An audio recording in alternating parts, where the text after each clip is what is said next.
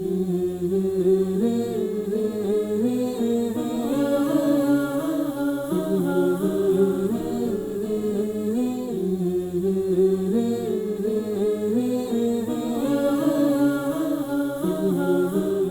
باللہ من الشیطان الرجیم بسم اللہ الرحمن الرحیم رب اشرح لی صدری ویسر لی امری واحلل عقدۃ من لسانی یفقہوا قولی رب زدنی علما۔ السلام علیکم ورحمۃ اللہ وبرکاتہ۔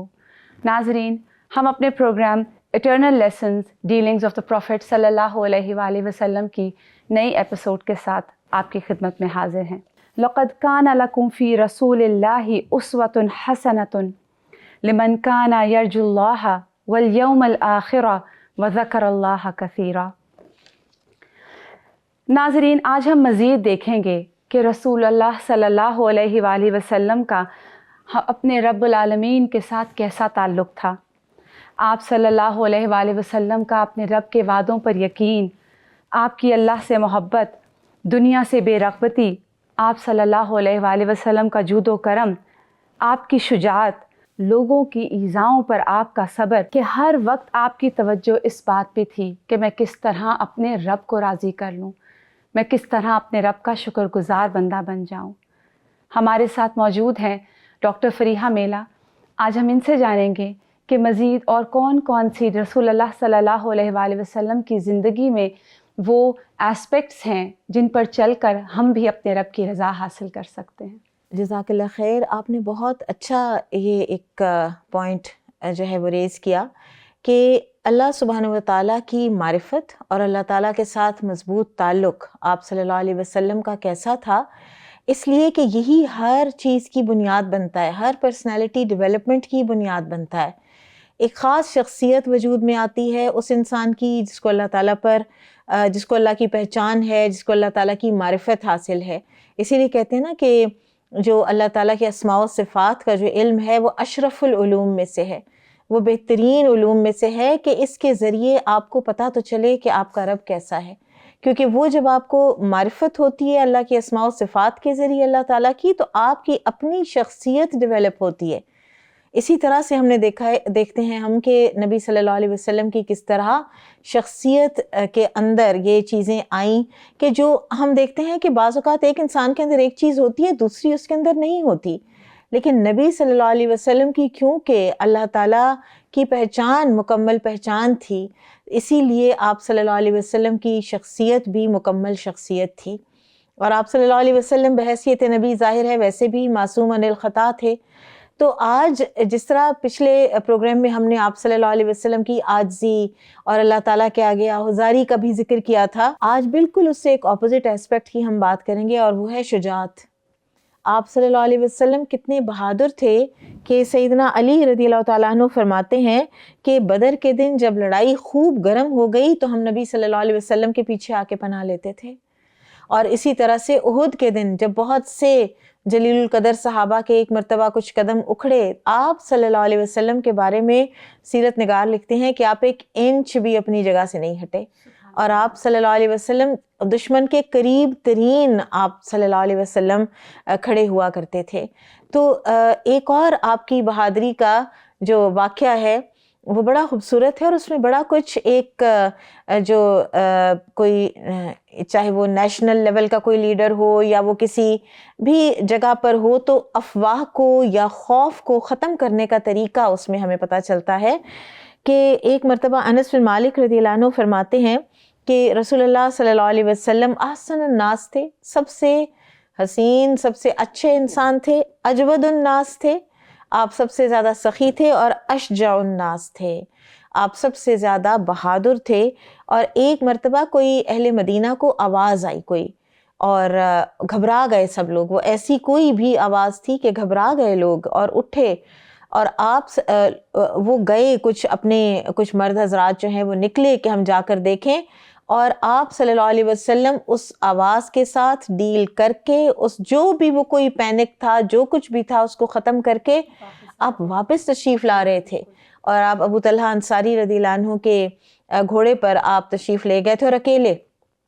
کسی کو ساتھ نہیں لیا اور واپس آپ تشریف لائے اور آپ نے لوگوں کو کہا مت گھبراؤ مت گھبراؤ، اور آج تک ہمیں پتہ نہیں کہ وہ کیا آواز تھی، وہ کیا چیز تھی، کوئی ہائپ کریٹ نہیں کی، کوئی پینک کریٹ نہیں ہونے دیا، اور آپ صلی اللہ علیہ وسلم نے ان کو کہا اور توجہ بٹا دی، اور وہ ابو طلحہ انصاری رضی اللہ عنہ کا جو گھوڑا تھا نا، آپ نے فرمایا کہ ہم نے اس کو سمندر کی طرح پایا، یعنی یہ تو اتنا تیز دوڑا اور اسموتھ دوڑا کہ جیسے سمندر کے اوپر لہروں کے اوپر سوار ہیں،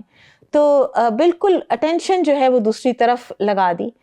تو ایک انسان کے جو بریوری ہے نا، اس کے اندر حکمت بھی ہونی چاہیے، اس کے اندر لوگوں کی سچی خیر خواہی بھی ہونی چاہیے، اور اس بریوری کو زیادہ اس کا کوئی پرچار نہیں ہے، اور لوگوں کو تسلی دے دیا اور لوگوں کو گھر بھیج دیا ہے۔ بڑی امیزنگ یہ جو احادیث ہیں اور سیرت کے اندر جو واقعات ہیں، ان کو پڑھ کے انسان اگر ہم ان کو انٹرنلائز کرنے لگیں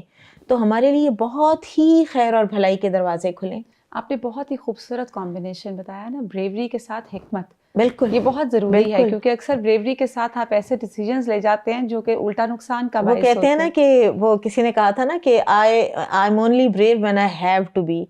آپ کو جب ضرورت ہو، ورنہ انسان اپنی اتھارٹی مس یوز کرتا ہے۔ پھر وہی بات کہ وہ جو ہم نے پچھلے پروگرام میں فرعون کی بات کی تھی، تو بلا وجہ کی ہر طرف اپنی اتھارٹی استعمال کرنا، یہ کوئی حکمت تو نہیں ہے۔ پھر دیکھیں ہمارے معاشرے میں یہ چیز ہر جگہ نظر آتی ہے، خواہ اگر آپ باہر دیکھیں یا گھروں کے اندر دیکھیں، اتھارٹی کا مس یوز، اور پھر اس سے کیسے کیسے نقصانات ہیں۔ بالکل، آپ دیکھیں بعض اوقات والدین میں مائیں اپنے چھوٹے چھوٹے معصوم بچوں پر کتنا اتھارٹی کا مس یوز کر رہی ہوتی ہیں، اور اتنی ڈانٹ ڈپٹ، اتنی سختی بعض اوقات ان معصوموں کے اوپر ہو رہی ہوتی ہے، اور اسی طرح سے بعض اوقات باپ بھی کر جاتے ہیں، بعض اوقات ہم سرونٹس پہ کر جاتے ہیں۔ بچوں کو اپنی مرضی کے کئی دفعہ وہ سبجیکٹس پڑھنے کی اجازت نہیں دی جاتی، بالکل یہ اتھارٹی ہے، اور اس سے بڑی بعض اوقات بڑی ٹریجڈیز جنم لیتی ہیں کہ بچہ جو ہے وہ کچھ اور پڑھنا چاہتا ہے، اور والد یا والدہ اس کے اوپر اپنا ایک وہ امپوز کرتے ہیں فیصلہ، اور اس کو فیلڈ اس کی چینج کراتے ہیں، اور بچہ ساری زندگی کسی پٹڑی پہ چڑھ ہی نہیں پاتا۔ بالکل۔ تو اس لیے ضروری ہے کہ ہم ان چیزوں کو ان کی صحیح جگہ پہ رکھیں،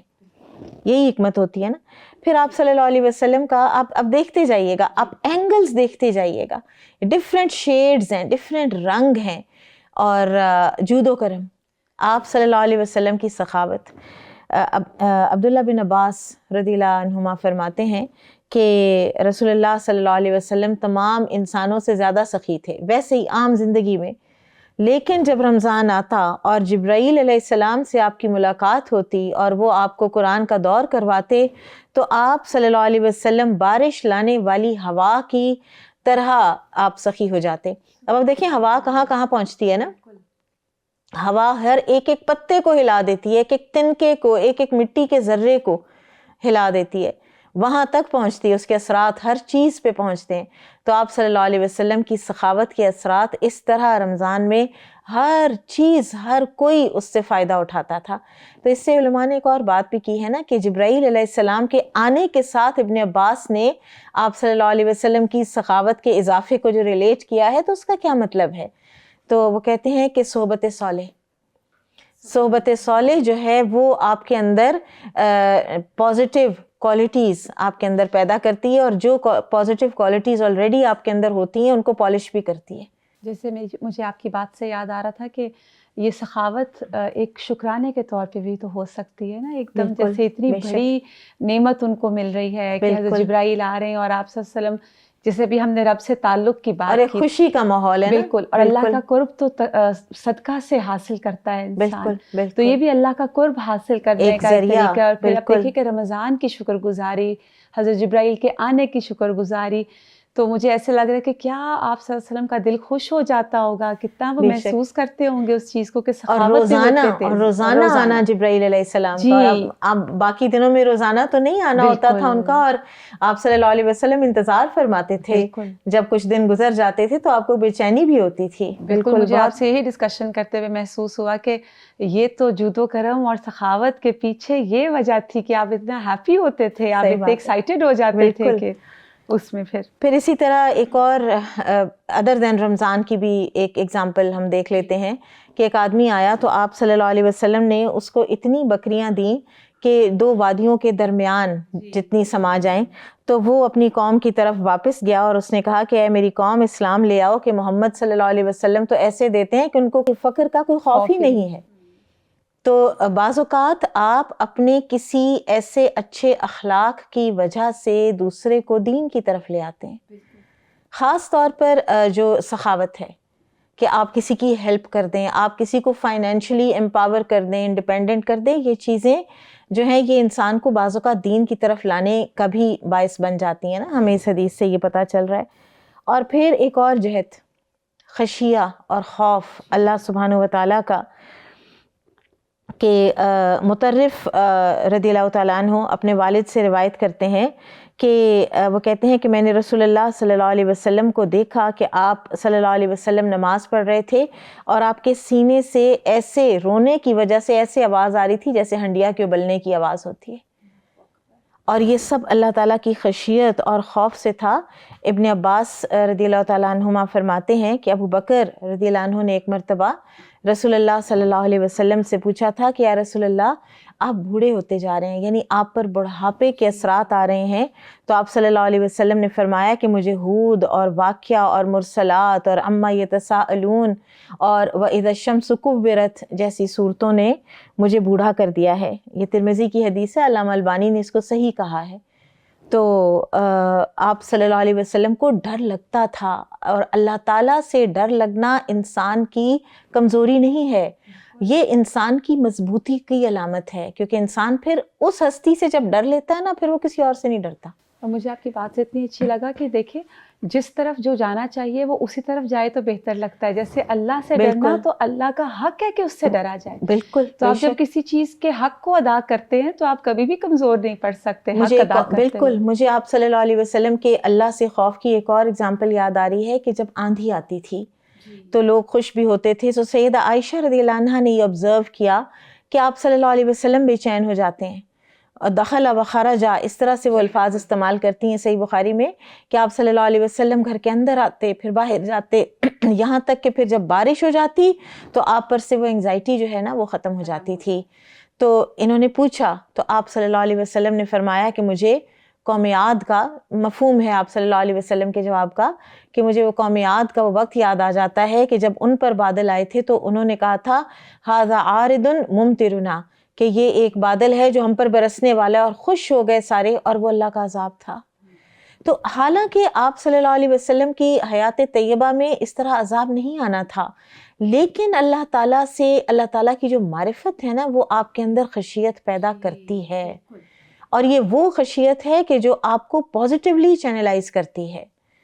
تو آپ صلی اللہ علیہ وسلم کو اللہ سبحانہ و تعالیٰ سے ڈر بھی لگتا تھا، اور پھر اسی سے ایک اور چیز، ایک اور ٹینجنٹ نکلتا ہے، اور وہ ہے دنیا سے ٹوٹل بے نیازی، زہد، بے رغبتی۔ جو انسان اللہ سے ڈرتا ہے نا تو اس کو پھر دنیا اس کے لیے بہت سی چیزیں اس کے لیے irrelevant ہو جاتی ہیں، کہ یہ دنیا کتنی فانی ہے، اس دنیا کا انجام کیا ہے، اور یہ کہ اس کو ایک نہ ایک دن ضرور ہی چھوڑ کر جانا ہے، ہر عروج کو زوال ہے۔ اللہ تعالیٰ اب دیکھیے جیسے وہ اللہ تعالیٰ قرآن میں فرماتے ہیں نا تلک الایام نداولها بین الناس، یہ دن ہے جو ہم لوگوں کے درمیان عدلتے بدلتے رہتے ہیں، کبھی عروج کبھی زوال، کبھی انسان ایک طریقے سے آزمایا جا رہا ہے کبھی دوسرے طریقے سے آزمایا جا رہا ہے۔ تو اس میں نبی صلی اللہ علیہ وسلم کی ایک بڑی وہ خوبصورت وہ سیرہ میں ایک واقعہ ملتا ہے نا کہ عمر رضی اللہ تعالیٰ عنہ جیسے انسان رو پڑے تھے کہ جب واقعہ ایلا کے دوران جب وہ آپ صلی اللہ علیہ وسلم کے پاس گئے ہیں تو آپ صلی اللہ علیہ وسلم زمین پر فرش پر ایک چٹائی پر آپ لیٹے ہوئے تھے، تو جب آپ اٹھے ہیں تو آپ کی کمر مبارک جو ہے نا اس کے اوپر نشان پڑے ہوئے تھے اس چٹائی کے۔ تو عمر رضی اللہ تعالیٰ عنہ رو پڑے اور کہتے ہیں کہ نبی صلی اللہ علیہ وسلم نے مجھ سے پوچھا کہ آپ کیوں رو رہے ہیں؟ تو کہتے ہیں کہ میں نے کہا یا رسول اللہ کسریٰ اور کیسر یعنی روم اور ایران کے بادشاہ تو آپ دیکھیں دنیا میں کس کس چیز میں ہیں، وہ کتنی عیاشی میں ہیں، کتنی رانائیوں میں ہیں، اور آپ یا رسول اللہ صلی اللہ علیہ وسلم آپ اس حال میں ہیں۔ تو آپ صلی اللہ علیہ وسلم نے فرمایا کہ کیا تم اس چیز سے خوش نہیں ہو کہ ان کے پاس دنیا ہو اور ہمارے پاس آخرت ہو؟ یعنی آپ صلی اللہ علیہ وسلم کو دنیا میں کچھ مل بھی سکتا تھا نا. ایک زہد کی جو ایک اینگل ہے نا وہ یہ ہے کہ آپ نے اختیار بھی کیا ہے اس کو. جتنا آپ کو مل سکتا تھا آپ نے وہ بھی نہیں لیا. بعض اوقات آپ نے جیسے ازواج مطہرات کو سونا پہننے سے یا کرٹن لٹکانے سے منع فرمایا. تو یہ چیزیں جو ہیں آپ کو اپنے گھرانے کے لیے پسند نہیں تھیں. اور آپ دیکھیے کہ ایک طرف آبادی بھر کے بکریوں کی دے رہے ہیں بالکل. اور دوسری طرف یہ حالات ہیں گھر میں، اور بالکل اور وہ خوش ہیں. وہ جیسے آپ نے بات کی تھی نا کہ کیا میں اللہ کا شکر گزار بندہ نہ بنوں، تو بالکل یہاں سے وہ بھی نظر آتا ہے. پھر اس کے علاوہ آپ دیکھیے کہ توبہ استغفار کی کثرت پر بھی آپ کچھ بات کیجیے. بالکل. کیا جی اس سے پہلے تھوڑی سی ایک اور چیز میں بات کرنا چاہوں گی، اور وہ ہے کہ جو لوگوں کی طرف سے اظہار ثانی آتی تھی نا کوئی، تو اس کو معاف بھی کرتے تھے اور اس کو پھر دوبارہ مینشن بھی نہیں کرتے تھے. اور آپ صلی اللہ علیہ وسلم کے بارے میں آپ کی جو تورات میں جو آپ کی صفت آئی ہے وہ یہ ہے کہ نہ آپ سخت خو ہیں، نہ آپ کی گفتگو میں سختی نہیں ہے، آپ کے مینرزم میں سختی نہیں ہے، نہ آپ بازاروں میں چیخنے چلانے والے ہیں، اور نہ ہی آپ برائی کا بدلہ برائی سے دینے والے ہیں. یہ ہے برداشت کہ برائی کا بدلہ برائی سے دینے کی بجائے آپ معاف کرتے ہیں اور درگزر کر دیتے ہیں. اور توبہ اور استغفار کے حوالے سے یہ ہے کہ رسول اللہ صلی اللہ علیہ وسلم کے بارے میں ابو ہریرہ رضی اللہ عنہ فرماتے ہیں کہ آپ صلی اللہ علیہ وسلم نے فرمایا کہ اللہ کی قسم میں اللہ سے استغفار کرتا ہوں اور اس سے توبہ یعنی کی گزارش کرتا ہوں ایک دن میں 70 مرتبہ سے بھی زیادہ. اور اسی طرح آپ صلی اللہ علیہ وسلم کے خود ایک صحابی نے بھی گنا تھا نا، کہتے ہیں کہ میں نے شمار کیا تو آپ صلی اللہ علیہ وسلم نے تقریباً 100 مرتبہ استغفر اللہ ایک مجلس میں آپ نے فرمایا. تو آپ کو کیا ضرورت تھی جب ایک انسان معصوم عن الخطا ہے؟ جی یہ ہمیں سکھانے کے لیے بھی ہے، اور پھر استغفار کے اپنے ثمرات ہیں. پھر اب دیکھیے نا وہ حدیث بھی آتی ہے نا کہ وہ خوشخبری ہے اس شخص کے لیے جو اپنے نامہ اعمال میں کثرت سے استغفار کی کثرت پائے گا قیامت کے دن. تو ہمیں چاہیے کہ ہم اپنی زندگیوں میں صبح و شام کے اذکار میں 100 مرتبہ استغفر اللہ و اتوب الیہ، اور اٹھتے بیٹھتے ہم کتنا وقت ضائع کرتے ہیں. مومن کے لیے تو پورا دن ایک ایسے ہے کہ جیسے سونے کی کان میں اس کا کھلتا ہے، وہ جتنا چاہے خزانہ اکٹھا کر لے. یہ جو ہمارے ایک ایک لمحہ اور استغفر اللہ کہے بغیر گزر جاتا ہے جب ہمارا، تو اور یا الحمدللہ سپوز کہتے کہ بغیر تملأ المیزان، وہ تو میزان کو بھر دینے والی ایک چیز ہے. حالانکہ کتنا وقت لگتا ہے الحمدللہ کہنا اور پورا میزان بھر جائے. ایک سیکنڈ میں آپ کیا کچھ کما سکتے ہیں. تو کہیں ایسا نہ ہو کہ جو وقت کا ضیاع ہے یہ باعث حسرت بن جائے قیامت کے دن ہمارے لیے. تو یہ رسول اللہ صلی اللہ علیہ وسلم کا بیسیکلی اتنا استغفار کرنا اپنے وقت کو درست استعمال کرنے میں بھی آتا ہے نا. بالکل. اور پھر دیکھیے کہ اس کو بھی تعلق ہم اللہ کی معرفت کے ساتھ ہی جوڑیں گے. جس انسان کو اپنے رب کی جتنی معرفت ہوگی وہ اتنے ہی استغفار کرے گا، وہ اتنے ہی اپنے گناہوں پر روئے گا. اور پھر ایک اور بات کہ وہ کچھ بھی عمل کر لے اس کو پتہ ہے کہ اللہ کے شایان شان ہو ہی نہیں سکتا. بے شک اس لیول کو تو ہم اچیو کر ہی نہیں سکتے. تو پھر جیسے آپ دیکھیے کہ جب آپ صلی اللہ علیہ وسلم کی وفات کا وقت قریب آیا تھا اور سورہ نصر جب نازل ہوئی ہے، وہاں پہ آخری بات کیا کی گئی کہ آپ نے پورا مشن آپ کا مکمل ہے، اب استغفار کیجیے. اذا جاء نصر اللہ والفتح ورأیت الناس يدخلون فی دین اللہ افواجا فسبح بحمد ربک واستغفرہ انہ کان توابا. سبحان اللہ، کیا خوبصورت یہ سورہ ہے. اور پھر آپ دیکھیں کہ آپ صلی اللہ علیہ وسلم کی پوری زندگی کیسے اپس اینڈ ڈاؤنز، کیا تکلیف. اب آپ ماشاءاللہ جو ہم ہمارے ساتھ گفتگو کر رہی ہیں ایک ایک لمحہ سیکھنے کا ہے. اور اس کے بعد اللہ سبحانہ تعالیٰ کہہ رہے ہیں کہ آپ استغفار کریں. اور آپ دیکھیں کہ اس آیت اس سورہ کے آنے کے بعد آپ صلی اللہ علیہ وسلم نے اپنے رکوع و سجود میں ایک تسبیح بڑھا لی تھی. ہم اپنے ناظرین کو وہ بھی بتاتے چلیں. سبحانک اللہم ربنا و بحمدک اللہم اغفر لی. رکوع میں بھی اور سجود میں بھی آپ نے کثرت سے یہ پڑھنا شروع کر دیا تھا. تو یہ بھی ایک اتباع ہے کہ ہم اپنے رکوع سجود کی جو تسبیحات ہیں نا وہ اگر ہم چینج کرتے رہیں گے نا، اور بڑی خوبصورت ہیں اور کئی ہیں جی، اور اگر ہم ان کو چینج کر کر کے پڑھتے رہیں گے نا تو یہ جو ہمیں شکایت ہوتی ہے نا نماز میں بے دھیانی کی یا نماز بھولنے کی یا رکعتیں بھولنے کی، وہ جی۔ بہت منیمائز ہو جاتی ہے۔ میں کچھ عرصہ پہلے سن رہی تھی کہ اگر آپ ٹارگٹ چھوٹے چھوٹے رکھیں تو ہم بہت بڑی جگہیں اچیو کر سکتے ہیں۔ ہمارے ٹارگٹس بڑے ہوتے ہیں تو پھر ہم کچھ کر نہیں پاتے۔ بالکل اگر ہم رکوع اور سجود میں کانسنٹریٹ کریں اور پھر اس کو 1 رکعت پہ لے جائیں، پھر اس کو 2 رکعت پہ لے جائیں، بالکل تو وہ انشاءاللہ تعالیٰ وہ جو مائنڈ فلنس ہے نماز کے اندر وہ ہمیں اچیو ہو سکتی ہے۔ اور مائنڈ فلنس تو پھر نبی صلی اللہ علیہ وسلم کا پھر وہی بات کہ نماز میں آپ کا اتباع جو ہے وہ کرنا کہ سب سے پہلے تو ارلیسٹ پاسبل ٹائم پہ نماز پڑھی جائے، اول وقت میں پڑھی جائے، اور پھر اس میں مائنڈ فل رہا جائے۔ اور مائنڈ فل رہنے کے اپنے ایک طریقے ہم نے کچھ نہ کچھ جو ہے وہ سیکھنے ہیں، وہ انشاءاللہ ہم اپنے آپ کے ساتھ نیکسٹ ایپیسوڈ میں انشاءاللہ سیکھیں گے۔ میں تھوڑی سی بات کرنا چاہوں گی کہ یہ جو باتیں ہم ساری اتنی خوبصورت نبی صلی اللہ علیہ وسلم کی سیرہ کے حوالے سے کر رہے ہیں، یہ ایک کتاب ہے، ایک عرب اسکالر ہیں شیخ صالح المنجد، اور ان کا نام کافی مشہور ہے، سن رکھا ہوگا، وہ کافی فیس بک پر بھی ایکٹیو ہیں، پھر ان کی islamqa.info کی ان کی سائٹ بھی ہے جس پر آپ کو تقریباً ہر طرح کے سوال کا بڑا مدلل اور درست جواب قرآن و سنت سے آپ کو مل جاتا ہے۔ تو ان کی ایک کتاب ہے اور یہ ان کے دروس ہیں اصل میں رمضان کے جو انہوں نے دیے ایک زمانے میں، اور کتاب کا نام ہے کیف عاملہم، عربی میں ہی ہے، اور اس کا کچھ انگلش کا PDF بھی نیٹ پر اویلیبل ہے، انگلش میں کچھ کسی نے ٹرانسلیٹ کی ہے۔ تو یہ انسائکلوپیڈک قسم کا یہ ایک ورک ہے، تقریباً 800 صفحے کی یہ کتاب ہے۔ تو یہ اس میں سے ہم لے رہے ہیں، یہ جو دروس ہیں نا ہمارے جو پروگرامز ہیں، تو ہمیں کریڈٹ دینا چاہیے جہاں ڈیو ہو۔ جزاک اللہ خیراً کثیر۔ ناظرین، ہم سب اللہ سے دعا گو ہیں کہ اللہ تعالیٰ ہمیں بھی کثرت سے استغفار کرنے کی توفیق عطا فرمائے، نمازوں میں دل کی خشوع کے ساتھ نمازیں پڑھنے کی توفیق عطا فرمائے، اور تمام زندگی کے اسپیکٹس جو ہیں ان میں ہم کوشش کریں اور اللہ ہماری مدد کرے کہ ہم نبی کریم صلی اللہ علیہ وآلہ وسلم کی اتباع کرنے والے بن جائیں۔ آمین یا رب العالمین۔ سبحانک اللہم و بحمدک، اشہد ان لا الہ الا انت، استغفرک و اتوب الیک۔ السلام علیکم ورحمۃ اللہ وبرکاتہ۔